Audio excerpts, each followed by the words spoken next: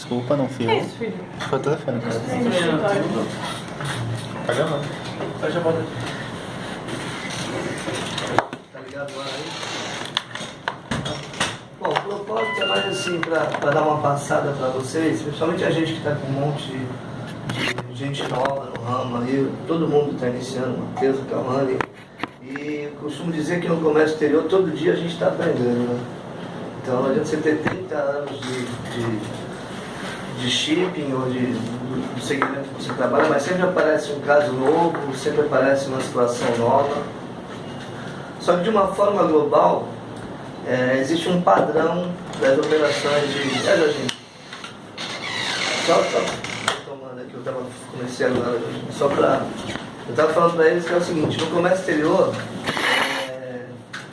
primeiro você, como qualquer outro segmento, de todo dia a gente está aprendendo. Não tem nenhum processo igual ao outro. Sempre tem um problema diferente, uma situação diferente. O André deve passar por isso aí no despacho, né? Então a gente tem que ter aquele discernimento que todo dia você está aprendendo. Né? Eu estou há 30 anos no mercado aí, às vezes a gente tem dúvida de uma situação ou como resolver um determinado problema. Então nada mais natural do que você pegar um telefone, ligar para uma pessoa do seu contato. Hoje a gente aqui como a Limaporte, a gente tem um diferencial que nós atendemos qualquer coisa no comércio exterior. Nós criamos um sistema de logística integrada. Então é mais ou menos um shopping de negócios. Você entra dentro do nosso escritório, nós temos um transportador, temos um despachante, tem um agenciamento marítimo, aéreo, a cabotagem e o próprio sistema integrado para fazer tudo isso, né? Esse sistema já acontece em outros países, nos Estados Unidos, por exemplo, há mais de 20 anos. Antigamente, quem é mais antigo no ramo sabe disso, o cara fechava uma carga, ele tinha que ligar para o transportador, tinha que ligar para o armador, para o despachante. Hoje não precisa. Hoje foi criado o agente de carga, que é o responsável por toda essa situação, entendeu? É a mesma coisa, vou dar um exemplo que eu sempre falo, você quando vai fazer uma viagem para o Nordeste, você não vai procurar TAM, você vai procurar quem? Você vai procurar uma CVC da vida. A CVC ela vai te fazer um roteiro, ela vai colocar você no avião, ela vai colocar você no hotel. E a mesma coisa é o segmento do agente de carga. O agente de carga, o cliente liga para você, e em alguns casos específicos, né, eu até determino que tipo de embalagem que vai. Por exemplo, as cargas de projeto, por exemplo, o cliente fez uma venda internacional.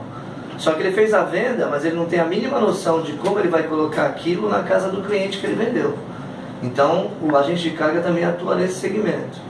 Então, por exemplo, já aconteceu diversas vezes a gente ir, muitos agentes de carga hoje, inclusive, estão contratando até engenheiros.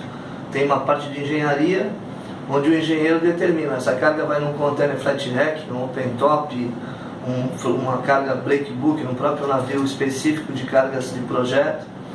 Então, estou dando uma passada para vocês, mais ou menos, porque depois eu vou colocar como funciona por departamento, né? Então, só para você, porque às vezes o cara fala, pô, trabalha no agente de carga, você não sabe nem explicar o que você faz, né? Então, o que faz o agente de carga?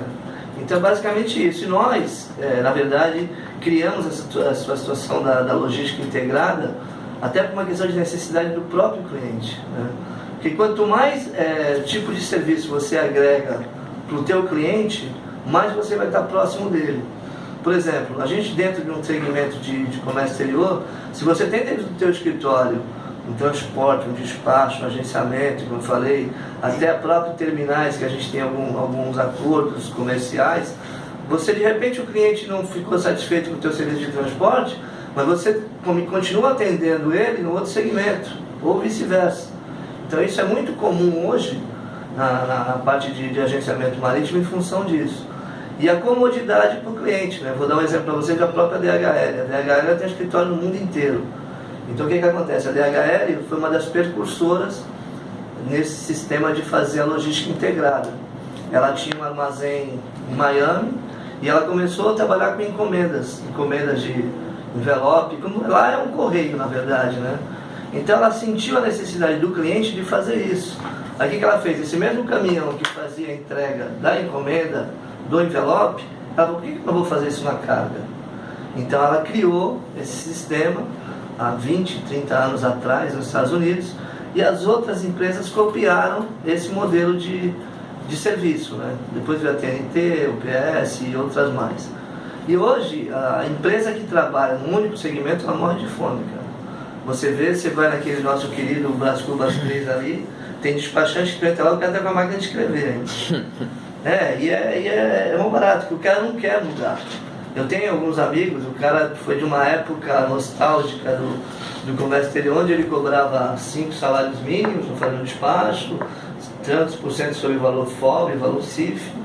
Então hoje o nosso mercado é muito competitivo. Tá? A gente está fazendo uma operação hoje aqui, você pede o cliente por $20, $30, né? Isso depende muito do segmento que você vende e como você vende. Então por isso que essa proximidade com o cliente é muito importante. Às vezes, eu até coloquei aqui que é o seguinte: o que é mais importante dentro de uma cadeia logística? Em primeiro lugar, esse cara aqui. Esse cara é tudo. Esse cara é tudo. Esse cara que paga todo mundo que está aqui, esse cara que paga a estrutura, esse cara é o que faz acontecer. Você não pode fazer investimento se você não tiver esse cara.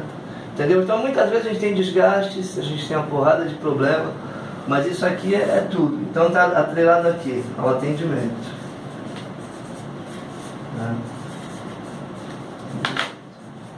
Então o que acontece? Se você tiver um cliente, você tiver um bom atendimento, esquece o que eu falei daquele negócio de $20, $30, o cara não vai te trocar nunca. Primeiro pela confiabilidade que você tem no mercado, pelo que você faz por ele. Muitas vezes a gente tem, no meu caso, por exemplo, é igual eu falo para vocês, o comercial também é o coração do escritório.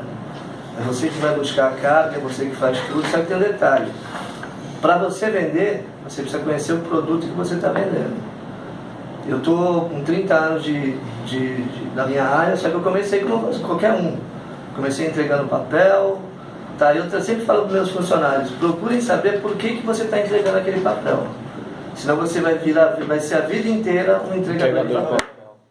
Você vê hoje aí, nós temos exemplo, tem um cara no mercado aí que tem 30 anos que é office boy, que vai na alfândega para entrar no envelope. E eu acho que não é isso que vocês querem para vocês, né?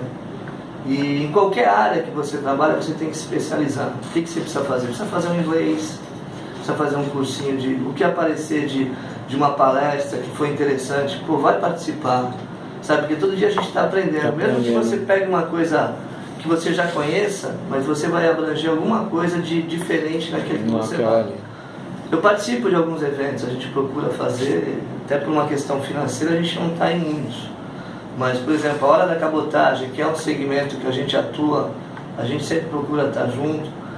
Esse Comex, que é feito aqui em Santos, vocês não imaginam a visibilidade que dá esse evento para mim.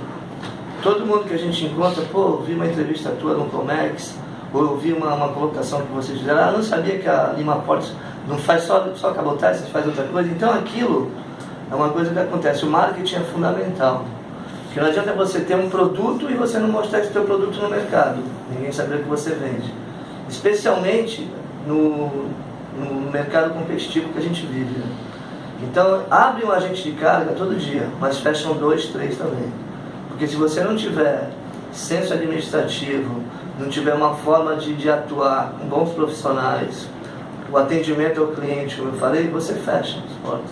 E isso não é só no comércio exterior, é num bar, numa padaria, se entrou no restaurante. Se você for mal atendido, você não vai voltar mais. Concorda? A mesma coisa eu falo para ele, o cliente, às vezes o cara liga, a gente tem um desgaste e tal, mas ele é o cliente. Ele é o cara que mantém a gente. Vocês não imaginam o que eu aturo de cara chato. É legal, você pega um cliente que é legal, você vai almoçar com um cara, você vai num bom restaurante, e às vezes você vai almoçar com um cara, porque o cara é uma mala. Sabe? O cara acha que ele sabe tudo, que ele é o dono da situação, e você naquele momento você tem que fazer a política dele. Tá certo, tá tudo bem. Só que com o teu próprio profissionalismo você vai mostrar para ele que não é assim que funciona. Entendeu? Então, nós temos aqui, eu falei para vocês, nós temos bons profissionais aqui dentro. Todo mundo é interessado, é comprometido, sabe? Eu acho que vocês, tanto do lado do Celso como o nosso, se precisar ficar um pouquinho a mais, não precisa falar que tem que ficar. Se tiver que vir no sábado, vem. Entendeu? E a vida inteira vai ser assim. O bom profissional, ele tem que ter 3 coisas. Primeiro é o comprometimento, a responsabilidade e a autonomia. Porque também não adianta eu te dar um cargo, falar para ti, ó, o meu pessoal, eu trabalho da seguinte forma, por exemplo, a Kawane faz o financeiro. Eu não tenho que estar na mesa da Kawane e ver o que ela vai fazer, senão eu não preciso da Kawane. Eu vou lá, é óbvio, só erra quem faz. O erro, ele é natural. E aí você conhece o profissional que vai falar, olha, eu errei e vamos tentar resolver o erro. É óbvio que esse erro não pode ser uma constante, porque já ele não vira erro, aí vira negligência, né? Já o nome já é diferente. Então, às vezes eu falo para eles, gente, quando vocês forem enviar um e-mail, principalmente quando, no meu caso especial, você está resolvendo um problema tal, antes de mandar o e-mail, leia o e-mail, perde um minuto, que às vezes você colocou uma frase que pode ter uma conotação diferente para o teu cliente, ele pode achar que você naquele momento foi grosseiro com ele. Então essas coisas é um tino comercial que você tem que ter naquele momento. Então é fundamental que você pare ali naquele minuto, e às vezes eu também não faço isso, porque naquela de estar fazendo o negócio ali, eu acabei de mandar um e-mail, agora perdi um ato lá. Entendeu? Então são situações no dia a dia que você trabalhando, né, com o seu cliente, você sabe o cliente que você pode falar, o que você pode falar para ele, o que você não pode, entendeu? Então, o que eu queria falar mais ou menos sobre cliente e sobre o que a gente faz na parte de agenciamento seria isso. Como é que a gente faz o agenciamento de uma carga? Existem etapas, né? A primeira etapa é a etapa comercial.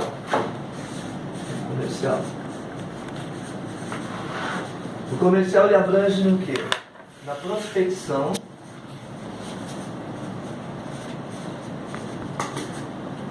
depois o contato direto com o cliente. Esse contato direto vem a ser o quê? Você mandou uma prospecção para o cara, né?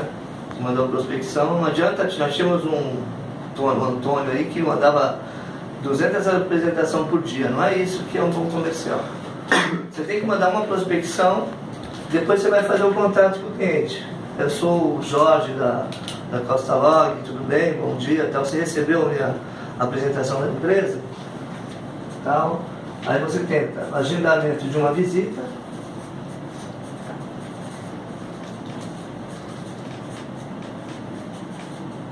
Posteriormente vai dar direito a você fazer uma negociação com o cliente.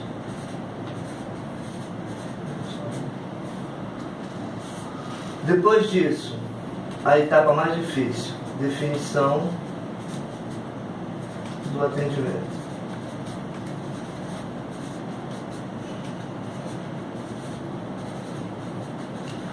Então vamos lá, prospecção. Você vai ligar para o cara,